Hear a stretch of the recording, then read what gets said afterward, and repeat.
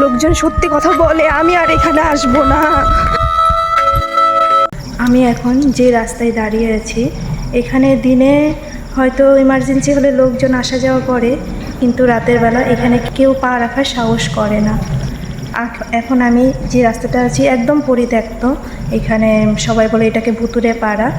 তো এখন এই ভুতুরে পাড়া থেকে আমি স্টেশনে যাব। তো আমি একা একা স্টেশন এখনও অনেকটা যেতে হবে। স্টেশনের লাইটগুলো ঠিকই আছে, কিন্তু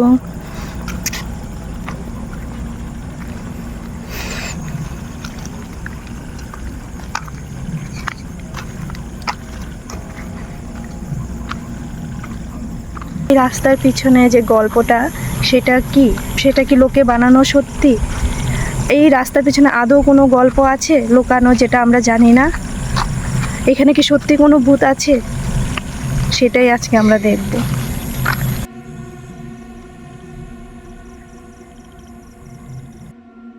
আমার খুব ভয় লাগছে একা একা। এমন মনে হচ্ছে পিছনে কেউ আমার চলছে, কিন্তু আমি তো একা আছি।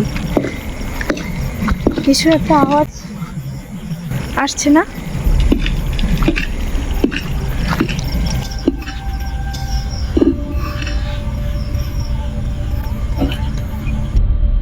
আর একটু পথ হাঁটলে স্টেশন পেয়ে যাব।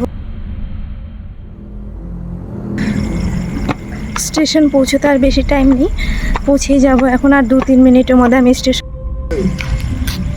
আমার খুব ভয় লাগছে এখানে এসে।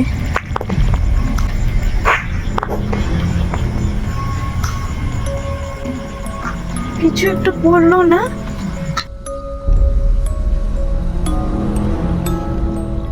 এটা বলেছে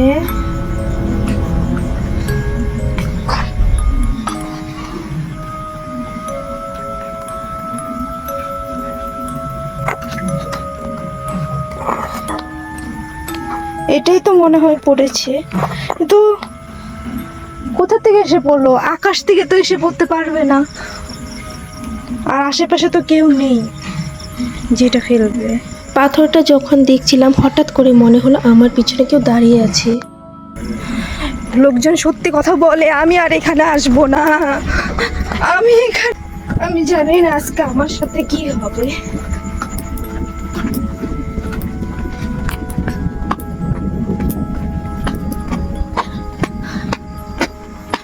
ফাইনালি আমি স্টেশন পৌঁছে গিয়েছি।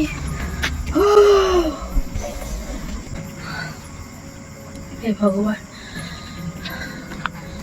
এখন আমি আমার হাজবেন্ডকে কল করব, ওকে বলবো আমাকে নিয়ে যেতে।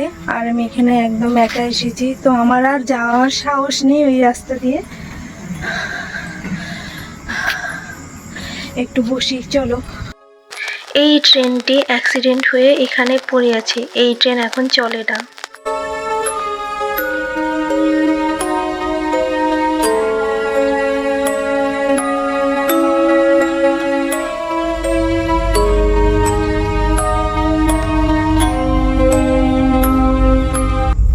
এই স্টেশনে ভূত আছে বলে এখানে রাতে কোনো ট্রেন দাঁড়ায় না।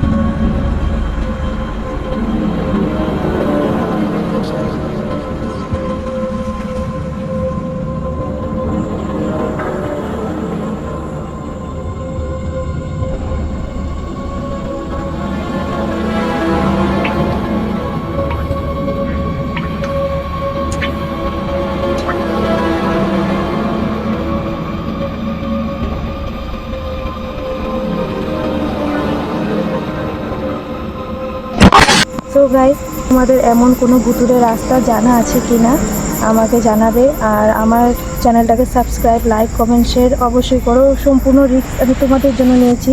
এখন আমার খুব ভয় লাগছে, আমার হাজবেন্ডরা এখন আসবে, আমি চলে যাব। তো দেখা হচ্ছে তোমাদের সঙ্গে আবার নেক্সট ভিডিওতে।